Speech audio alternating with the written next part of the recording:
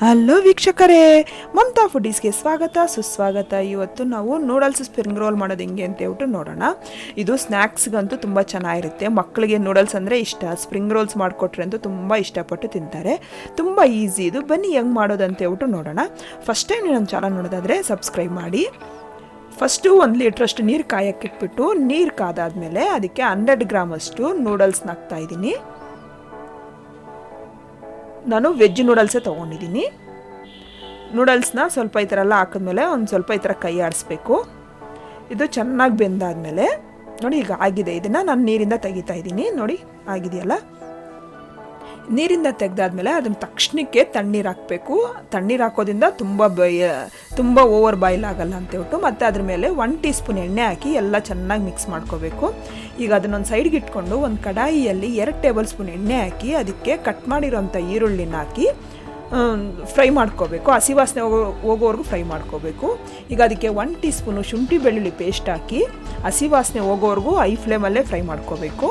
ಈಗ ಅದಕ್ಕೆ ಕಟ್ ಮಾಡಿರೋಂಥ ಕ್ಯಾಪ್ಸಿಕಮು ಮತ್ತು ಕ್ಯಾಬೇಜನ್ನ ಹಾಕಿ ಮತ್ತು ಕ್ಯಾರೆಟನ್ನು ಅಷ್ಟೇ 1 ಕಪ್ ಅಷ್ಟು ಹಾಕಿ ಅದನ್ನೆಲ್ಲ ಸ್ವಲ್ಪ ಹೈ ಫ್ಲೇಮಲ್ಲೇ ಫ್ರೈ ಮಾಡ್ಕೋಬೇಕು. ಹಸಿ ವಾಸನೆ ಹೋಗೋವರೆಗೂ ಫ್ರೈ ಮಾಡಿಕೊಂಡ್ರೆ ಸಾಕು.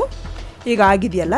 ಈಗ ಅದಕ್ಕೆ 1 teaspoon green chilli sauce ಮತ್ತು red chilli sauce 1 teaspoon ಅಷ್ಟು ಹಾಕಿ, ಸೋಯಾ ಸಾಸನ್ನ 1 ಟೀ ಸ್ಪೂನ್ ಅಷ್ಟು ಹಾಕಿ, ಪೆಪ್ಪರ್ ಪೌಡ್ರನ್ನ ಅಷ್ಟೇ ಅರ್ಧ ಟೀ ಸ್ಪೂನ್ ಅಷ್ಟು ಹಾಕ್ತಾಯಿದ್ದೀನಿ.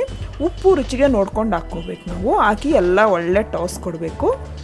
ನೋಡಿ ಈ ಥರ ಎಲ್ಲ ಆದಮೇಲೆ ನಾವು ರೆಡಿ ಮಾಡ್ಕೊಂಡಿರೋಂಥ ನೂಡಲ್ಸ್ನ ಹಾಕ್ಬಿಟ್ಟು ಒಳ್ಳೆ ಮಿಕ್ಸ್ ಕೊಡಬೇಕು.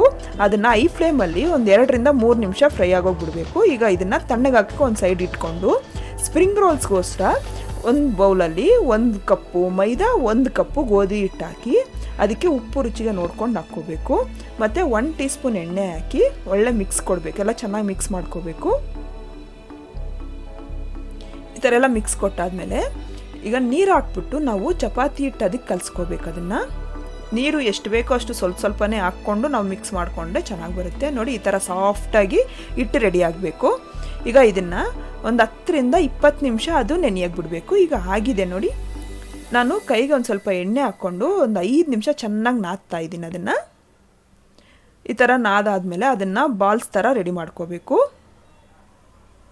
ಅದ್ರ ಮೇಲೆ ಒಂದು ಸ್ವಲ್ಪ ಹಿಟ್ಟು ಹಾಕ್ಬಿಟ್ಟು ನಾವು ಚಪಾತಿ ಥರ ಎಷ್ಟು ತೆಳ್ಳಗೆ ಬರುತ್ತೋ ಅಷ್ಟು ತೆಳ್ಳಕ್ಕೆ ನಾವು ಅದನ್ನು ಲಟ್ಟಿಸ್ಕೋಬೇಕು. ನೋಡಿ ಎಷ್ಟು ತೆಳ್ಳಗೆ ಬಂದಿದೆ ನಂದು. ಈಗ ಇದು ಈ ಥರ ಎಲ್ಲ ಆದಮೇಲೆ ಅದಕ್ಕೆ ಗ್ರೀನ್ ಚಿಲ್ಲಿ ಸಾಸನ್ನ 1 ಟೀ ಸ್ಪೂನ್ ಅಷ್ಟು ಹಾಕಿ ಅದಕ್ಕೆ ನಾವು ರೆಡಿ ಮಾಡ್ಕೊಂಡಿರೋಂಥ ನೂಡಲ್ಸ್ನ ನಾನು 2 ಟೇಬಲ್ ಸ್ಪೂನ್ ಅಷ್ಟು ಹಾಕಿ ಅದನ್ನು ಈ ಥರ ಒಂದು ಸೈಡ್ಗೆ ಉದ್ದಕ್ಕೆ ಈ ಥರ ಇಡ್ತಾಯಿದ್ದೀನಿ. ಈಗ ಇದ್ರ ಮೇಲೆ ಟೊಮೊಟೊ ಕೆಚಪ್ಪನ್ನ ಒಂದು ಸ್ವಲ್ಪ ಹಾಕ್ತಾಯಿದ್ದೀನಿ. ಮತ್ತು ಕಟ್ ಮಾಡಿರೋಂಥ ಕೊತ್ತಂಬರಿನ ಒಂದು ಸ್ವಲ್ಪ ಉದುರಿಸ್ತಾ ಇದ್ದೀನಿ. ಈಗ ಇದನ್ನು ಟೈಟಾಗಿ ನಾವು ರೋಲ್ ಮಾಡ್ಕೋಬೇಕು. ಎಷ್ಟು ಟೈಟಾಗಿ ಆಗುತ್ತೋ ಅಷ್ಟು ಚೆನ್ನಾಗಿ ರೋಲ್ ಮಾಡ್ಕೋಬೇಕು. ಈಗ ಇದನ್ನು ಸೈಡಲ್ಲಿ ಒಂಥರ ಫೋಲ್ಡ್ ಮಾಡಿಕೊಂಡು ನೋಡಿ ಈ ಥರ ರೋಲ್ ಮಾಡ್ಕೊಂಡಾದ್ಮೇಲೆ ಎಡ್ಜಿಗೆ ಸ್ವಲ್ಪ ತಣ್ಣೀರಿಂದ ನಾವು ಅದನ್ನು ವೆಟ್ ಮಾಡಬೇಕು. ಈ ಥರ ಒದ್ದೆ ಮಾಡೋದ್ರಿಂದ ಅದು ಚೆನ್ನಾಗಿ ಓಪನ್ ಆಗೋಲ್ಲ ನಾವು ಡೀಪ್ ಫ್ರೈ ಮಾಡ್ಕೊಳ್ಳೋವಾಗ. ಎಲ್ಲ ರೋಲ್ಸ್ನ ಇದೇ ಥರ ಮಾಡಿಕೊಂಡು ಒಂದು ಸ್ವಲ್ಪ ಉದ್ದಕ್ಕೆ ಈ ಥರ ಮಾಡ್ಕೋಬೇಕು.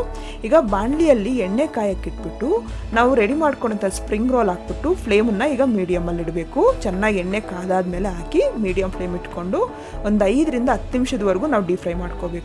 ಅದು ಕ್ರಿಸ್ಪಿ ಮತ್ತು ಗೋಲ್ಡನ್ ಬ್ರೌನ್ ಬಂದಮೇಲೆ ಎಣ್ಣೆಯಿಂದ ತೆಗಿಬೇಕು. ನೋಡಿ ಇದಾಗಿದೆ. ಈಗ ತಣ್ಣಗಾದ್ಮೇಲೆ ನಾವು ಇದನ್ನು ಚಾಕುಯಿಂದ ಕಟ್ ಮಾಡಿಕೊಂಡ್ರೆ ಎಷ್ಟು ಚೆನ್ನಾಗಿ ಬರುತ್ತೆ ನೋಡಿ. ಎಷ್ಟು ಚೆನ್ನಾಗಿದೆ ನೋಡೋಕ್ಕೆ ಅಂತ ಹೇಳ್ಬಿಟ್ಟು ಈ ಥರ ಮಕ್ಕಳಿಗೆ ಮಾಡಿಕೊಟ್ರೆ ಅಂತೂ ತುಂಬ ಚೆನ್ನಾಗಿ ತಿಂತಾರೆ. ಲಂಚ್ ಬಾಕ್ಸ್ಗಾಗಲಿ ಮಕ್ಕಳಿಗೆ ಸ್ನ್ಯಾಕ್ಸ್ ಟೈಮ್ಸ್ಗಾಗಲಿ ತುಂಬ ಚೆನ್ನಾಗಿರುತ್ತೆ. ನೀವು ಮನೇಲಿ ಟ್ರೈ ಮಾಡಿ. ಇಷ್ಟ ಆದರೆ ಲೈಕ್ ಮಾಡಿ, ಶೇರ್ ಮಾಡಿ. ಹೆಂಗೆ ಬಂದಿದೆ ಅಂತ ಹೇಳ್ಬಿಟ್ಟು ಕಾಮೆಂಟ್ ಬಾಕ್ಸಲ್ಲಿ ಬರೆದು ತಿಳಿಸಿ. Thank you.